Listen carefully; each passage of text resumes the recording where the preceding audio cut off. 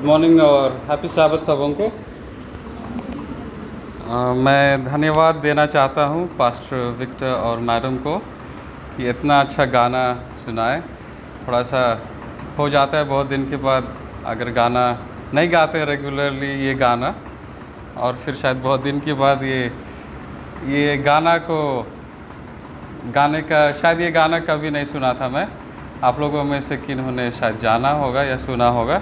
बहुत बहुत धन्यवाद आपका गाना के लिए और परमेश्वर की स्तुति करने के लिए। हम सब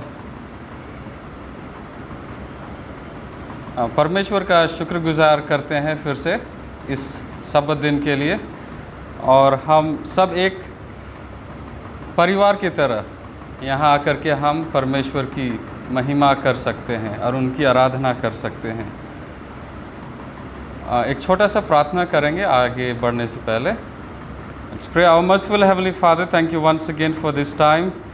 As we learn from the scriptures, open our hearts and minds, fill us with the Holy Spirit and guide us. Be with me as I speak from this pulpit, and forgive us our lost and shortcomings. This short prayer I ask in Jesus' name. Amen.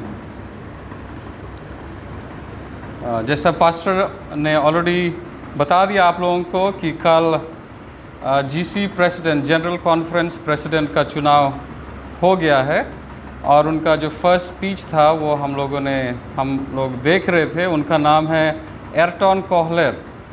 वो actually Brazilian है, लेकिन originally वो German है। 3 generation से वो ministry work में है। उनके पिताजी, उनके ग्रैंड पेरेंट्स सब पास्टर्स ही थे। तो बहुत अच्छी बात है कि एक बहुत कैपेबल पर्सन को परमेश्वर ने नियुक्त किया है, एर्टन कोहलर, एल्डर एर्टन कोहलर।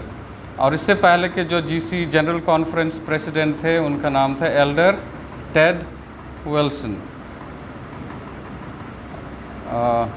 अगर हम लोग जनरल कॉन्फ्रेंस बोलते हैं तो ये एक्चुअली हेड क्वार्टर्स है हम लोग का सेवेंथ डे एडवेंटिस्ट चर्च का। सारा मीटिंग, सारा लीडर, सारा ऑफिसर्स वहाँ पे जाते हैं और इलेक्शन होता है। और जितने भी चर्चेस हैं, जितने भी इंस्टीट्यूशंस हैं, स्कूल्स हैं, हॉस्पिटल्स हैं, यूनिवर्सिटीज़ हैं, सब उनके ही संरक्षण में या फिर बोलेंगे उनके गाइडेंस में होता है। फिर बाद में जो सदर्न एशिया डिवीज़न और बहुत सारे डिवीज़न्स हैं, उनके प्रेसिडेंट चुने जाएंगे जनरल कॉन्फ्रेंस में ही।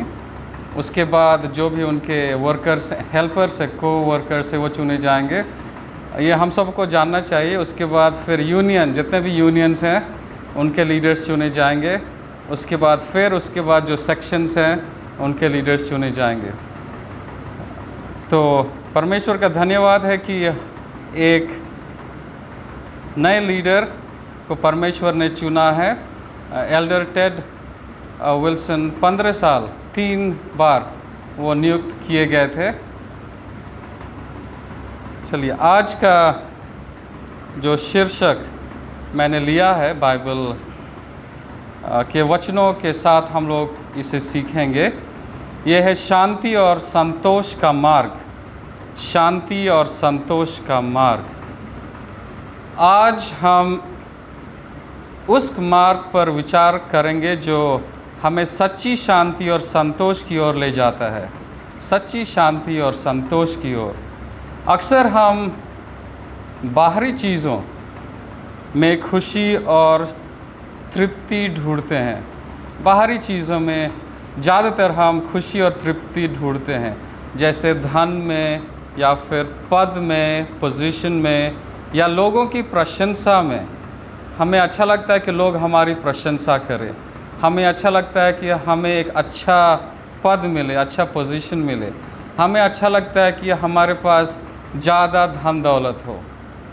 हम यही चीज़ में खुशी और तृप्ति ढूंढते हैं। लेकिन क्या ये चीज़ें हमें स्थायी खुशी दे पाती हैं? लेकिन क्या ये सारी चीज़ें हमें स्थायी खुशी दे पाती है? परमेश्वर का वचन जो बाइबल है, परमेश्वर का वचन हमें सिखाता है कि सच्ची शांति और संतोष सांसारिक वस्तुओं में नहीं बल्कि प्रभु यीशु मसीह के साथ हमारे रिश्ते में पाए जाते हैं। सांसारिक धन दौलत, सांसारिक चीज़ों में नहीं, लेकिन परमेश्वर यीशु मसीह से हमारा क्या रिश्ता है उसमें पाई जाती है। यूहन्ना 14 उसका 27, चलिए हम लोग खोलेंगे यूहन्ना 14 उसका 27। John chapter 14 verse 27। इसमें यीशु मसीह कहते हैं, शांति मैं तुम्हारे लिए छोड़े जाता हूँ, अपनी शांति तुम्हें देता हूँ, जैसी संसार देता है मैं तुम्हें नहीं देता। तुम्हारा मन न घबराए और न डरे। तो शांति हमें सिर्फ यीशु मसीह ही देते हैं। सांसारिक चीज़ हमें शांति नहीं दे सकती। हमें कुछ क्षण के लिए खुशी दे सकती है कि हमारे पास ये है, हमारे पास ये है, लेकिन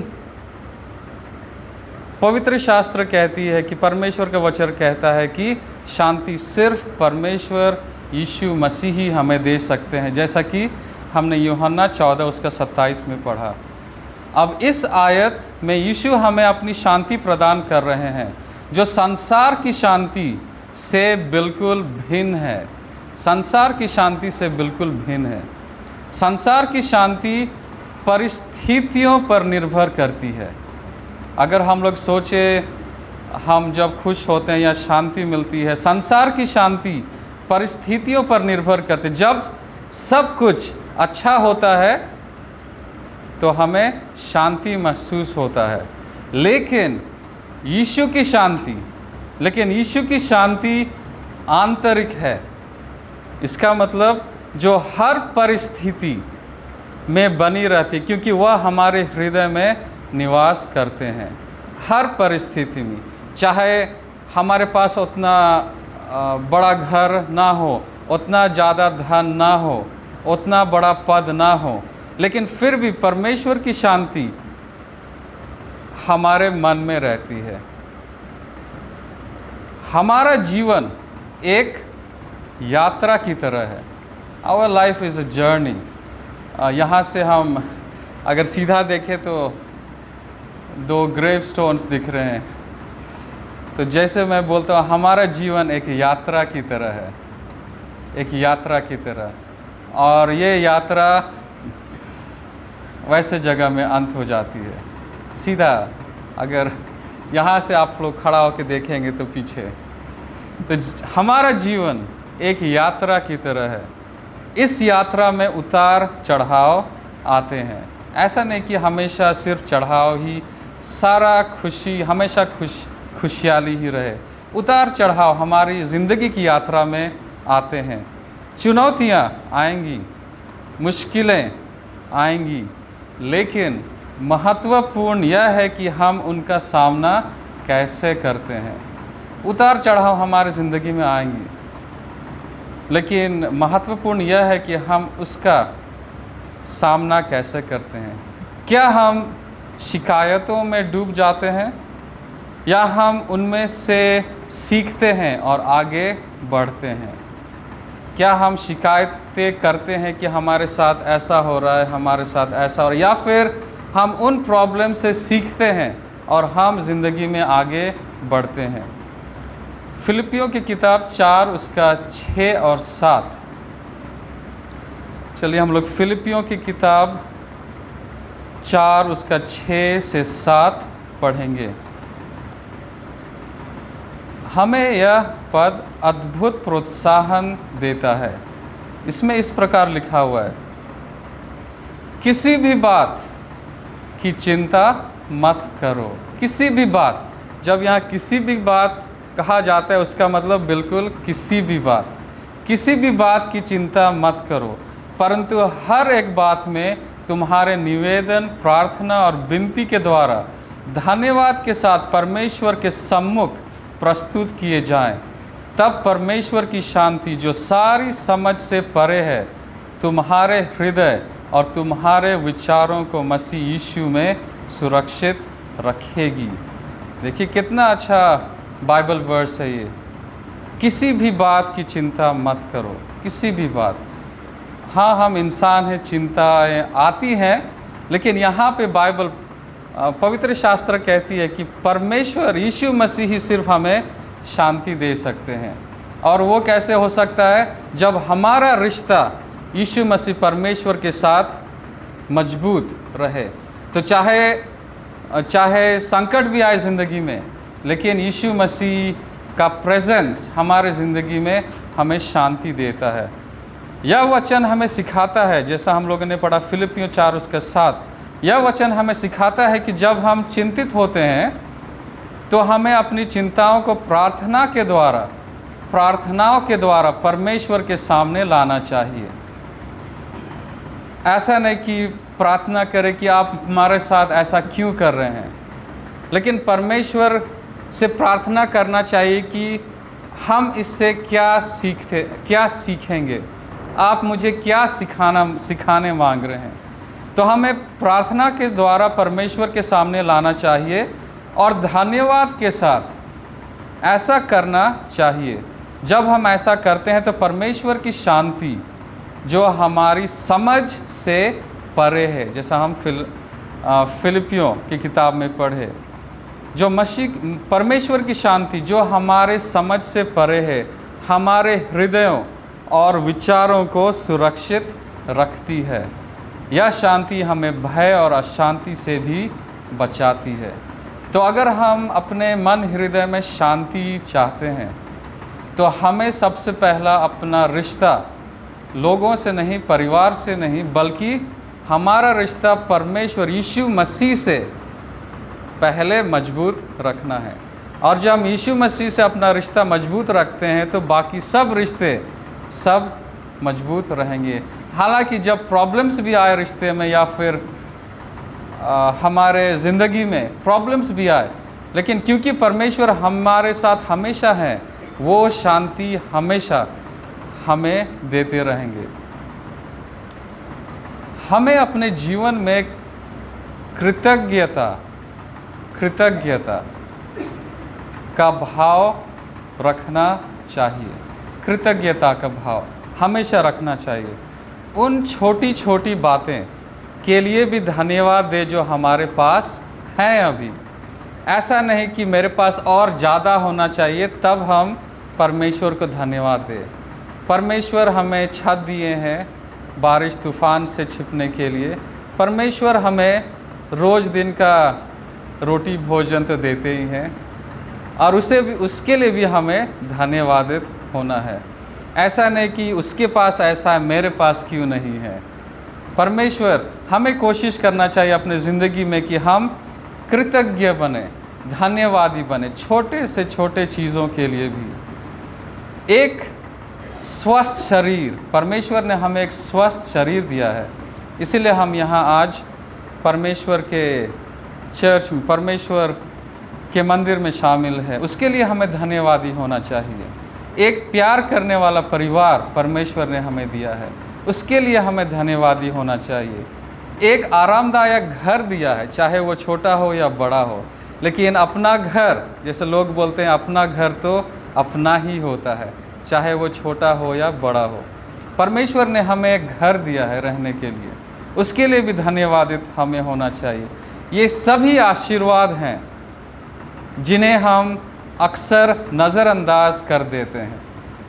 परमेश्वर ने हमें भोजन दिए, घर दिए हैं, अच्छा परिवार दिए हैं, ये चीज़ों को हम नज़रअंदाज कर देते हैं, लेकिन हम चाहते कि हमें और मिले तब हम परमेश्वर का धन्यवाद करें। लेकिन इन छोटे छोटे चीज़ों के लिए भी हमें कृतज्ञ रहना है, परमेश्वर का धन्यवाद करते रहना है। चलिए पहला थिस्सलुनीकियों उसका 5 और 18 पढ़ते हैं। पहला थिस्सलुनीकियों उसका 5 और 18। 1 Thessalonians chapter 5 verse 18। यहाँ पे इस प्रकार कहता है, हर एक बात में धन्यवाद करो या धन्यवादित रहो, क्योंकि मसीह यीशु में तुम्हारे विषय में परमेश्वर की यही इच्छा है। परमेश्वर चाहते हैं कि हम हर एक चीज़, चाहे वो छोटे से छोटे चीज़ हैं, उसमें हम कृतज्ञ रहें, धन्यवादित रहें। परमेश्वर की इच्छा है कि हम हर परिस्थिति में धन्यवाद करें, हर परिस्थिति में धन्यवाद कहें। करें, चाहे वो अच्छा स्थिति हो हमारी ज़िंदगी का या बुरा स्थिति। हमें एक चीज़ समझना है कि हम पाप भरे दुनिया में जी रहे हैं और इसीलिए हम इंतज़ार कर रहे हैं कि यीशु मसीह कब आएंगे, और हम तैयार हो रहे हैं कि स्वर्ग हमें कब ले जाएंगे, क्योंकि स्वर्ग ही ऐसा एक स्थान है जहाँ पे सिर्फ खुशी ही खुशी रहेगा, जहाँ पे मृत्यु का नाम ही नहीं रहेगा, जहाँ पर संकट कष्ट होगा ही नहीं। क्योंकि धन्यवाद का रवैया हमें परमेश्वर की भलाई और प्रभुता को पहचानने में मदद करता है, चाहे परिस्थितियाँ कैसी भी क्यों ना हो। यह हमें संतोष की ओर ले जाता है। चलिए हम याद रखें, हम सब एक दूसरे से जुड़े हुए हैं, हम सब एक दूसरे से जुड़े हुए हैं किसी न किसी तरह। जब हम दूसरों की मदद करते हैं, उनके दुख में भागीदार बनते हैं, तो हमें एक अलग तरह की खुशी मिलती है। अगर हम दूसरों के दुख में भागीदार बनते तो हमें एक अलग तरह की खुशी मिलते हैं, निस्वार्थ। ऐसा नहीं कि हमें कुछ मिलेगा इसलिए हम उनके साथ दुख समय में हैं। निस्वार्थ सेवा हमें अपने आप से बड़ा महसूस कराती है। जब हम किसी का सेवा निस्वार्थ करते हैं, तो जब हम ऐसा करते हैं तो अपने आप को हम दूसरों से बड़ा नहीं दिखाते हैं। यह हमें एक उद्देश्य देता है। मत्ती 20 उसका 28। चलिए मत्ती 20 उसका 28 में देखते हैं क्या लिखा है पवित्र शास्त्र में। मत्ती 20 उसका 28। यहाँ यीशु मसीह कहते हैं, मनुष्य का पुत्र भी सेवा करवाने नहीं आया, परंतु सेवा करने और बहुतों के बदले अपने प्राण फिरौती में देने आया। मनुष्य के पुत्र यीशु मसीह भी सेवा करवाने नहीं आए, लेकिन दूसरों का सेवा करने के लिए आए, निस्वार्थ सेवा करने के लिए। यीशु ने स्वयं हमें सेवा का सबसे बड़ा उदाहरण दिया है। सेवा का सबसे बड़ा उदाहरण यीशु मसीह ही है। जब हम दूसरों की सेवा करते हैं तो हम यीशु के पद चिन्हों पर चलते हैं, और ऐसा करने में हमें गहरा संतोष और आनंद मिलता है। मैं आप लोगों के साथ एक कविता साझा करना चाहता हूँ। एक कविता, शांति और संतोष का मार्ग, एक कविता। भटक रहा था मन मेरा संसार की आशाओं में, न मिलती थी सच्ची शांति इन झूठी परिभाषाओं में। फिर सुनी मैंने एक आवाज़ जो हृदय को छू गई, यीशु मसीह की कृपा जीवन में उतर गई। पापों का बोझ जब हल्का हुआ उसके लहू से, संतोष की धारा बह निकली उसके अनुग्रह से। हर मुश्किल में सहारा है उसका सामर्थ्य महान, शांति का झरना बहता है देता जीवन में प्राण। जब हाथ थामे उसका न कोई चिंता न भय, हर कदम पर साथ वो है, वही है सच्चा अक्षय। उसकी उपस्थिति में ही मिलती है पूर्ण आनंद, शांति और संतोष का मार्ग, वही है शाश्वत संबंध। तो आइए आज से ही हम अपने जीवन में इन बाइबल सत्यों को अपनाएं। तीन सत्य जो हम लोगों ने आज सीखा। यीशु की शांति को ग्रहण करें, अपनी चिंताओं को परमेश्वर को दें और उसकी अकल्पनीय शांति का अनुभव करें। दूसरा, हर बात में धन्यवादित रहें। छोटी सी छोटी चीज़ों में हम धन्यवादित रहें। कृतज्ञता का अभ्यास करें और परमेश्वर के आशीर्वादों को पहचानें। और तीसरा, दूसरों की सेवा करें, दूसरों की निस्वार्थ सेवा करें। यीशु के प्रेम और सेवा के उदाहरण का पालन हम करें। और जब हम ऐसा करेंगे तो हम पाएंगे कि सच्ची शांति और संतोष हमेशा हमारे साथ है, क्योंकि वे परमेश्वर की ओर से आती है। सच्ची शांति और संतोष सिर्फ परमेश्वर के ओर से ही आती है। सच्चा शांति और संतोष हम दुनियादारी की चीज़ में नहीं पा सकते, नहीं ढूंढ सकते। तो चलिए हम अपना रिश्ता यीशु मसीह से और मजबूत बनाएं, ताकि हम वो सच्ची शांति और संतोष अपने जीवन में महसूस करते रहें। परमेश्वर हम सबों को आशीष दे। आमीन।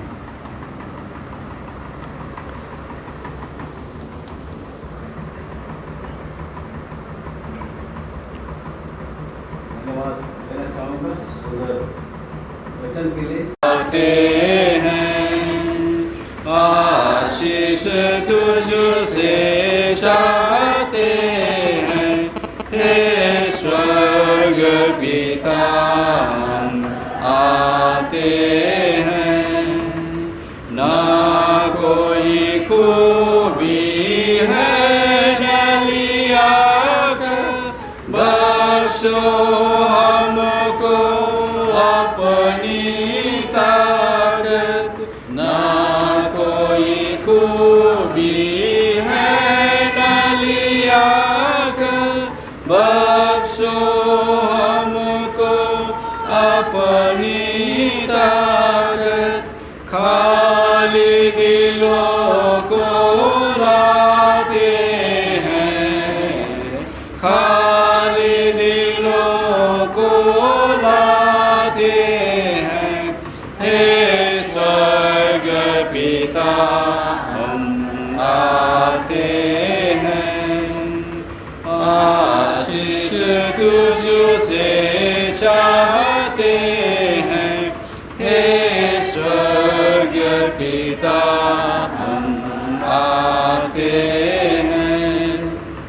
हमने बहुत खताएं की हैं, रहे निगम में जफाएं की हैं।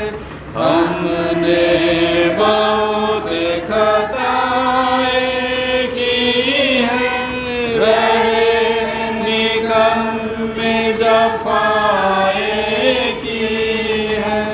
शर्म से सिर झुक जाते हैं, शर्म से सिर झुक जाते हैं, हे स्वर्ग पिता हम आते हैं। आशीष तुझसे चाहते हैं, हे स्वर्ग पिता हम आते हैं। तुम हो शक्तिमान प्रभु जी, दया भी है अपार प्रभु जी। तुम हो शक्तिमान प्रभु जी, दया भी है अपार प्रभु जी।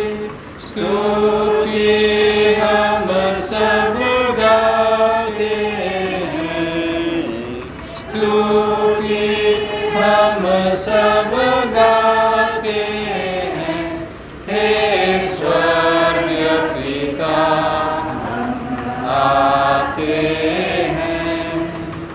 आशीष तुझसे चाहते हैं, हे स्वर्ग पिता हम आते हैं। ये बंदों को तुम जो साथे थे, तुम भूलो ना ये बंदों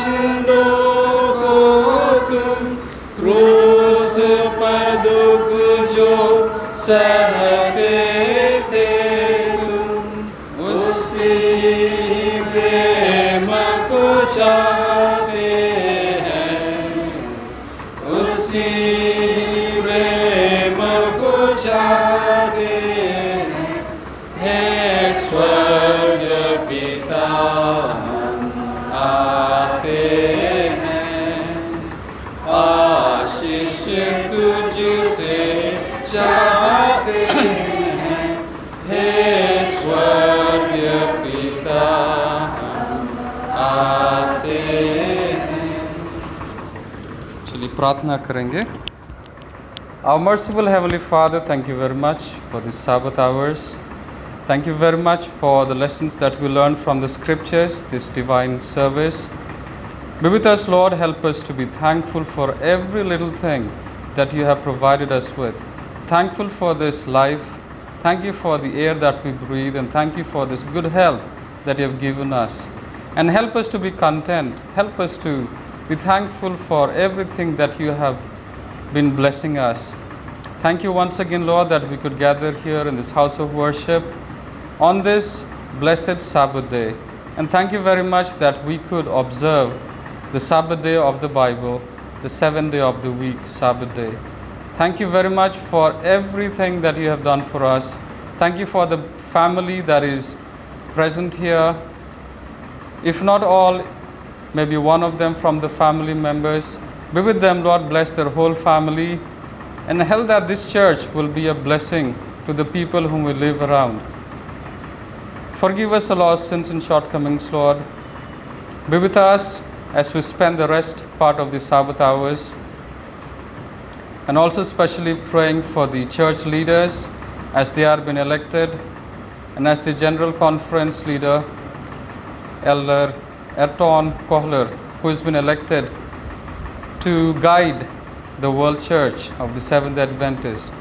Bless him, Lord, bless his family, and bless all the leaders who are associated with him.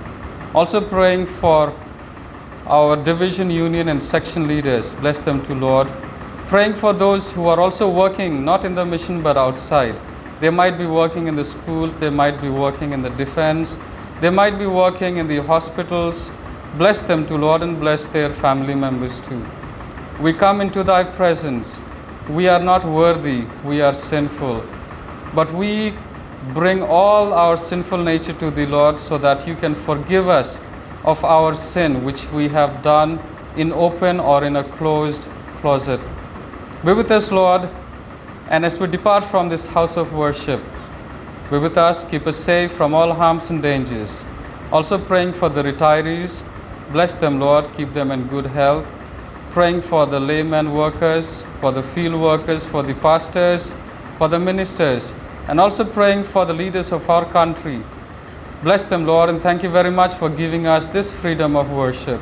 As we are living in the last days, help us to keep our relationship more stronger to thee, so that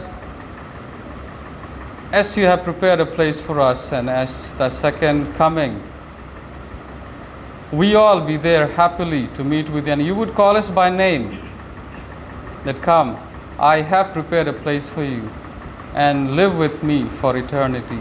Help us to prepare ourselves, Lord, not just ourselves, but also our family members. Thank you once again for being our God. Thank you very much for all the blessings that you have given us. And thank you very much for this good health. Be with us in the rest part of the Sabbath hours and also the new week as we begin. We submit ourselves into thy hands, Lord. This short prayer I ask in Jesus' precious and holy name. Amen. Father, which art in heaven, hallowed be thy name. Thy will be done on earth